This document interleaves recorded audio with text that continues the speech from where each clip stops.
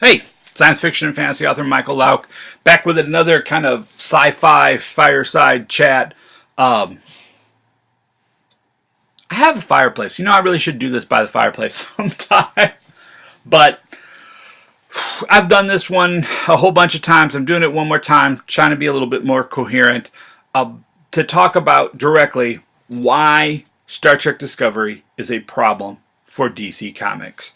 But Michael, the Star Trek Discovery comics aren't through DC. I know that. Just. I'll make a point in a minute.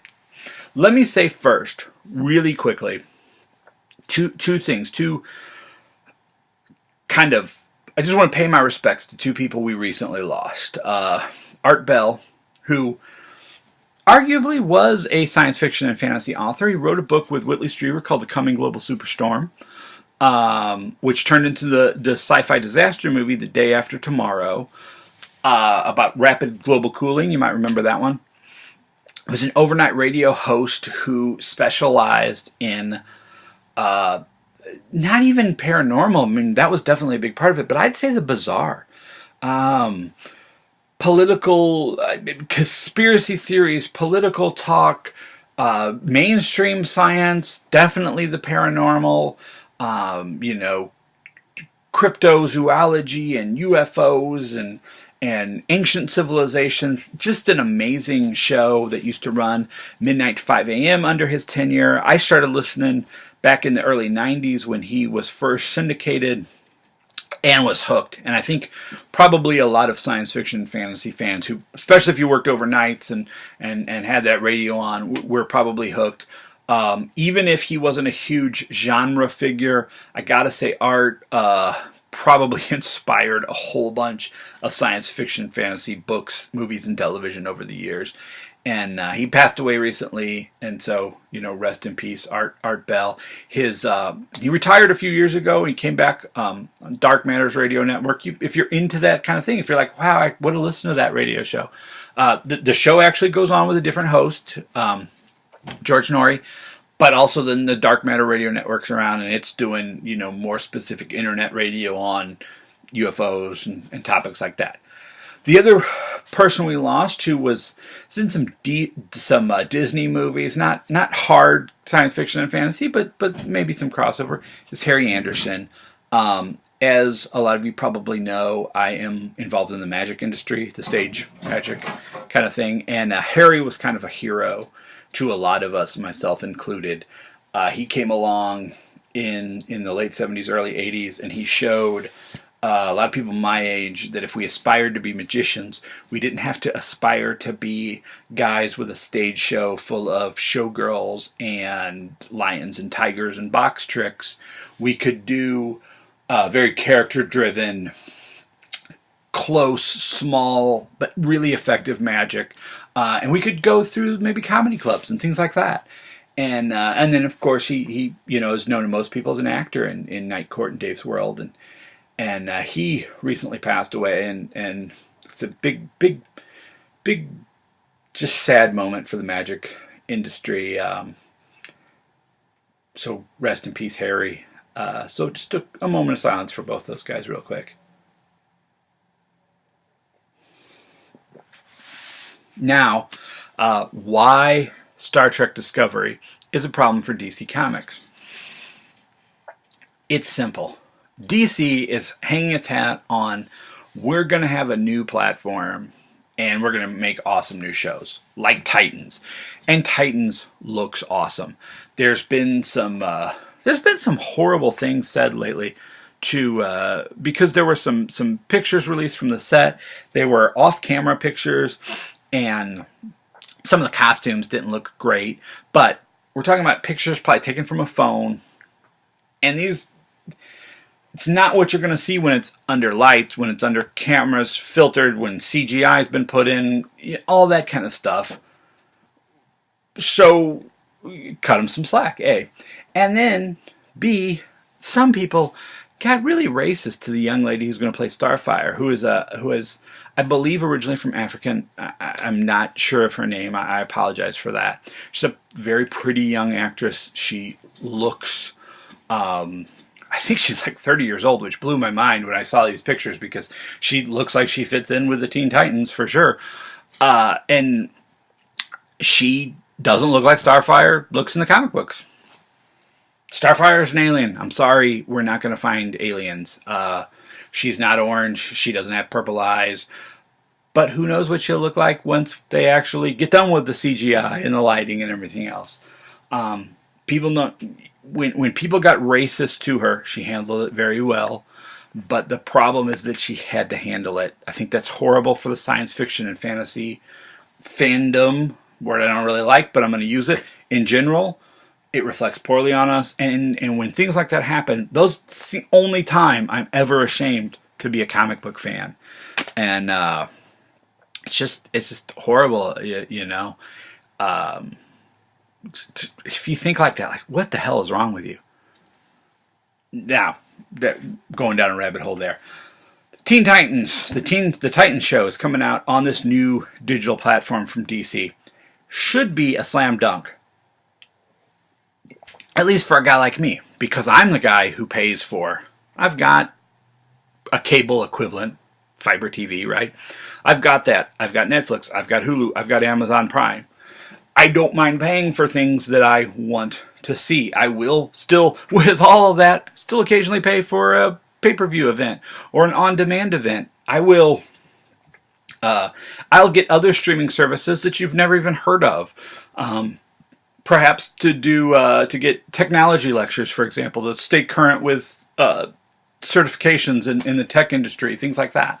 I've done that. I've gotten sports streaming before, like UFC Fight Pass, which I didn't stick with because I wanted to see what they had beyond the UFC. That's neither here nor there. They delivered what they said they were going to. They didn't. To me, it was like, for my money, this is not giving me beyond the UFC, because I'm not a huge UFC fan. I'm a big MMA fan, and I wanted to see other events, which they offer on Fight Pass, a lot of other events, but I was hoping to get Asian events, because that's what I'd really like to follow. That wasn't there, so hey, I was like, I've got enough MMA on the channels that I do have. I don't need this, so I dropped that. CBS All Access I get for Star Trek Discovery. Much like the DC platform, should be a slam dunk. I love television. I love old television. I watch Antenna and MeTV and crap like that all the time. There's a new Star Trek show, Discovery, boom, done. Paid for right there. You've got my money, which is maybe a bad thing. But I figured there's going to be so much other stuff, it's going to totally be worth it. And that just hasn't proven to be true at all. I paid for a year up front.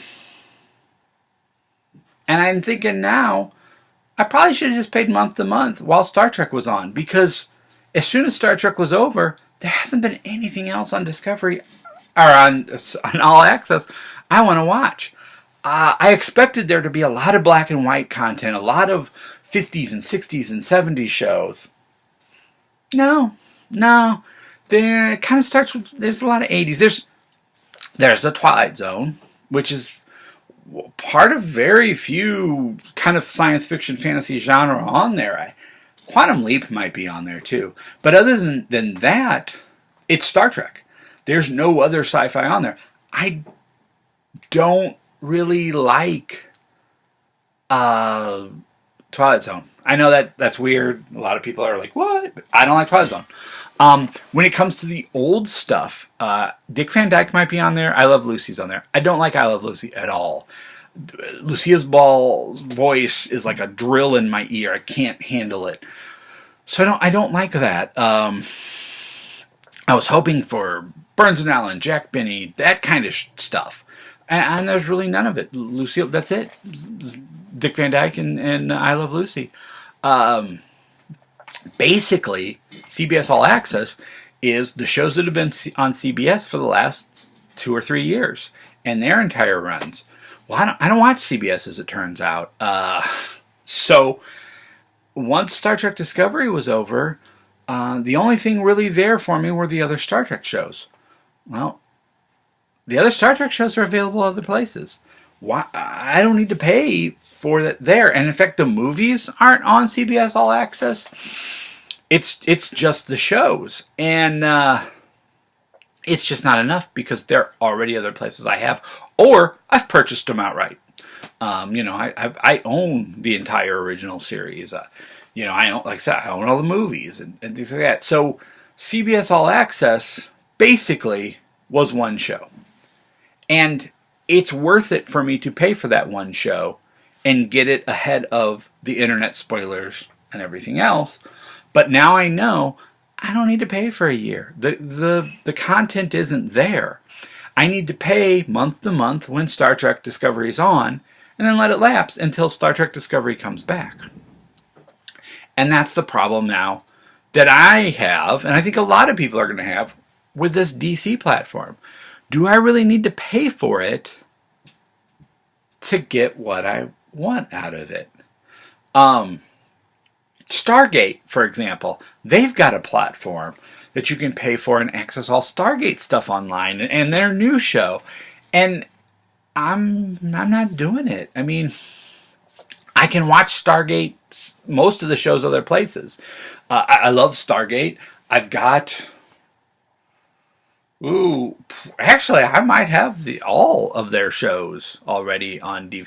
I know I have the first in Universe and maybe Atlantis. I don't know. I don't think I have all of Atlantis, but that's on at least one station, if not two stations, I already have. I'm not going to pay for this new show until I hear more about it, in the case of Stargate. And that's because of CBS All Access. DC, I don't know what you're going to bring me beyond some of these new shows that sound good, but what are there? I mean, there's the Titans show. That's what's being pumped up. They've talked about a few others. I don't know that anything else is in production except for Titans. So what else is there going to be? And what's going to keep me going on?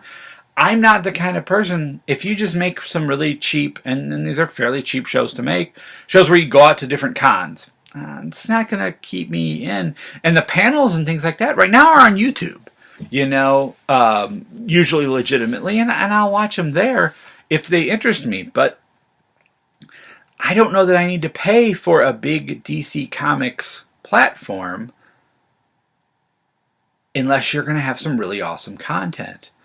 And there's a lot of awesome DC content out there, but right now I can get the most of it. So you're going to take away from my other platforms? That's not going to make me happy. Are all your new things going to be on the DC content platform? Well, definitely not, because the Watchmen show that's been announced is on HBO. So what's out there? I'm afraid, and this is a wild accusation, but I'm going to make it. I'm afraid DC thinks they can just cash in on me because I'm a DC fan, and I've been a DC fan for a long time. And I think in a wider way, science fiction thinks they can just cash in on us.